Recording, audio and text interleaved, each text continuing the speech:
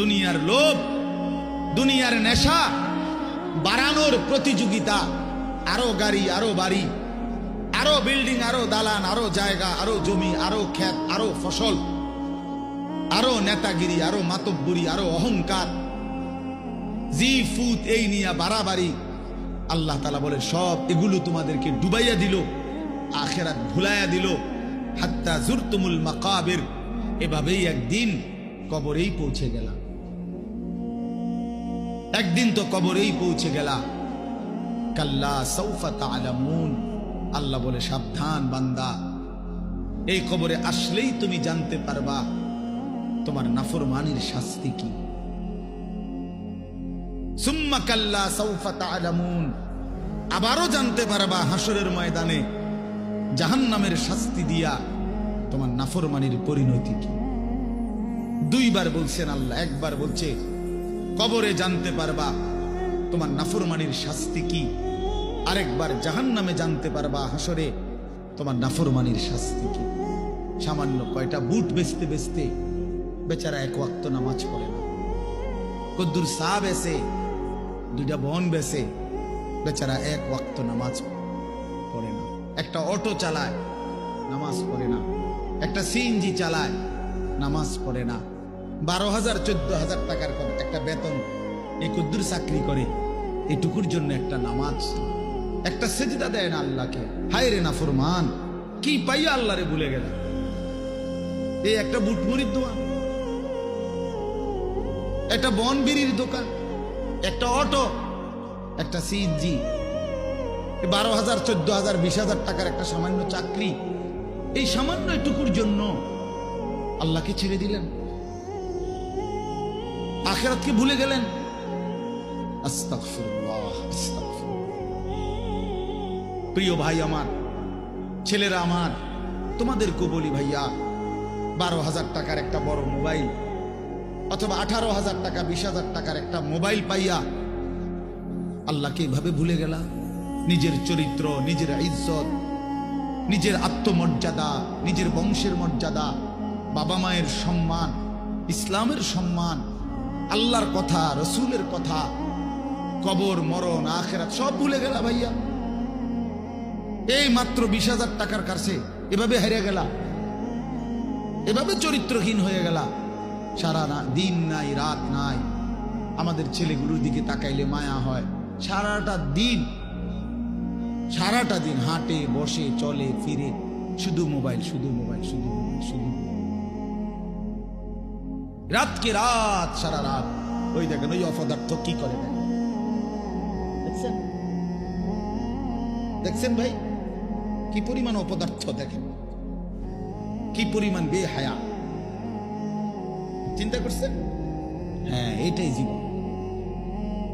কিসের ইসলাম? কে বলে, কি বলে? আমার মোবাইল,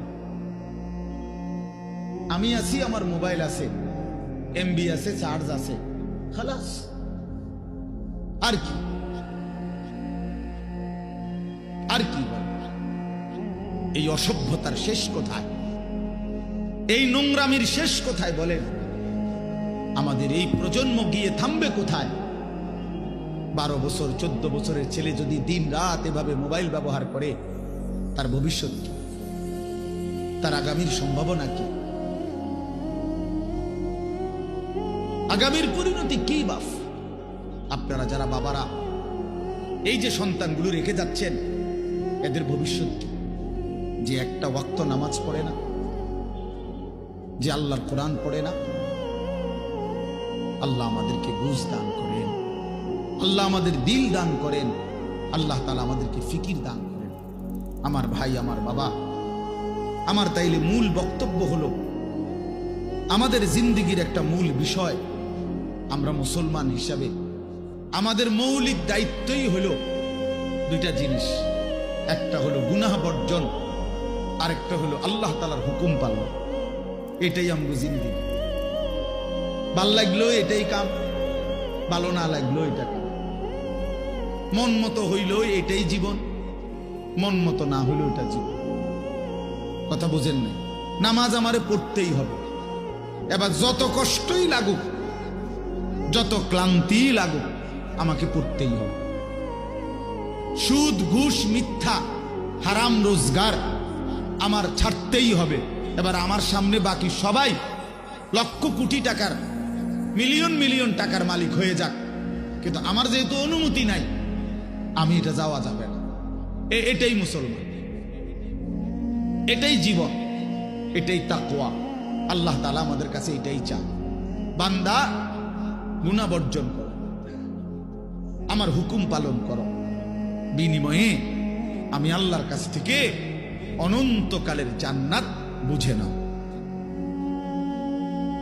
এটাকেই বলে তাকওয়া, এই ব্যক্তিকেই বলে মুত্তাকি, যে নিজেকে গুনাহ থেকে বিরত রাখে, আল্লাহ তাআলার হুকুমের মধ্যে ব্যস্ত রাখে, আল্লাহর হুকুম পালনে ব্যস্ত, যত কষ্টই হোক। আপনাদেরকে আমি একটা কথা বুঝাই। মনে করেন আমি প্রতিদিন রাতের 3:30, 3টা, 4টা সচরাচর এই টাইমে বাসায় ফিরি। তো ফিরা ফজরের নামাজ হলো 5:40 জামাত, তাহলে আমার হাতে তখন আর সময় আছে 1 ঘন্টা, 1.5 ঘন্টা, 1.25 ঘন্টা এরকম।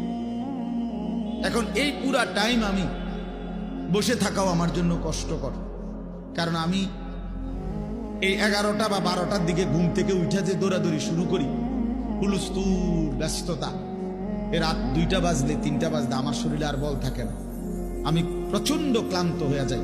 সারা দিনের মাহফিল ছাড়াও আরো বহু কাজের সাথে কম বেশি আমার সম্পৃক্ততা আছে, অসংখ্য দিনই কাজের সাথে ব্যস্ততা আছে। তো এখন 3:30, 3টা, 4টার দিকে যাই আমি বাসায়, গিয়া যখন ঘুমাই তো আর 1 ঘন্টা বাকি ফজরের জামাত, 1.5 ঘন্টা বাকি। আমার জন্য ভীষণ কষ্ট হয় এই সময় আবার উঠা ফজরের জামাত ধরা।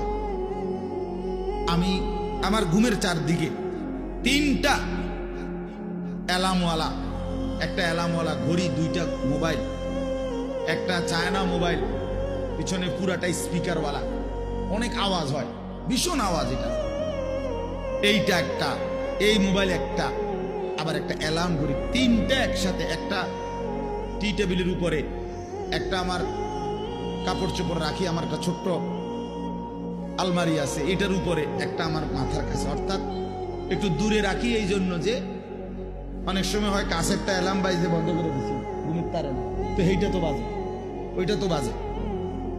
তার মানে 3টা একসাথে যখন বাজা শুরু করে, শেষ পর্যন্ত আমাকে উঠতেই হয়, কারণ প্রচন্ড ঘুম রাইখাও আমি তখন উঠা জামাতে শামিল হওয়ার চেষ্টা করি। কেন? আমি এটা বিশ্বাস করি, মরিবাসি আমার তো নামাজ পড়তেই হবে। কথা বুঝছেন কি না? আমার তাহলে এটা যদি কারো সিদ্ধান্ত হয়, ভাই আমাকে এটা পড়তেই হবে, আমাকে এটা করতেই হবে, আমার এটা লাগবেই, এই ছাড়া আমার কোনো উপায় নাই। তো এই ছাড়া যেহেতু আমার কোনো উপায় নাই, অতএব এটাই আমার জিন্দিগি, এটাই আমার জীবন, এটাই আমার জীবন। এই পৃথিবীর সব মানুষ, পৃথিবীর সব সুন্দরী দেখুক, আমার জন্য যেহেতু অনুমতি নাই, আমি শুধু আমার বিবিকেই দেখি। কথার কথা, আমার যেটা অনুমতি আছে আমি তাকেই দেখতে হবে। এই পৃথিবীর কোটি কোটি মানুষ হারাম রোজগার করুক, কিন্তু আমি বিশ্বাস করি আমার আখেরাত আছে, আমার আল্লাহর সামনে হিসাব দিতে হবে। অতএব আমরা এই মাদ্রাসায় পড়ুয়ারা, কত কত মসজিদের ইমাম, আমাদের 10,000, 8,000 টাকা বেতন, 12,000 টাকা বেতন, অথচ বিবি অসুস্থ, একটা অপারেশন করতে গেলে বলে 50,000, 60,000, 1 লাখ টাকা। বেচারার চোখ দিয়া পানি পড়ে যে হায় কোত্থেকে কি হবে। কিন্তু এরপরেও এই 8-10 হাজার টাকা বেতনে আমাদের এই কওমি মাদ্রাসাগুলোর বেতন, উস্তাদদের যা বেতন তো আমরা বলি না, এই যাই একটু ওজিফা দেয়, এটা তো এক একজনের 50, 60, 70, 80 হাজার টাকা করে, ঠিক না? কি বলে জানেন? অল্প কয় টাকা, অল্প কয় টাকা। এইটুকু দিয়ে খোদার 30 মাস, 30 দিন আখেরাতের আশায়, পরকালের আশায় কলজা বাইন্ধা হারাম থেকে বাইচা জিন্দিগি চালায় বাপ। কারণ মুমিন বিশ্বাস করে এটাই আমার শেষ না, ইমানদার বিশ্বাস করে মুত্তাকি বিশ্বাস করে এখানে আমার শেষ না, ऐसे रहे या वैसे रहे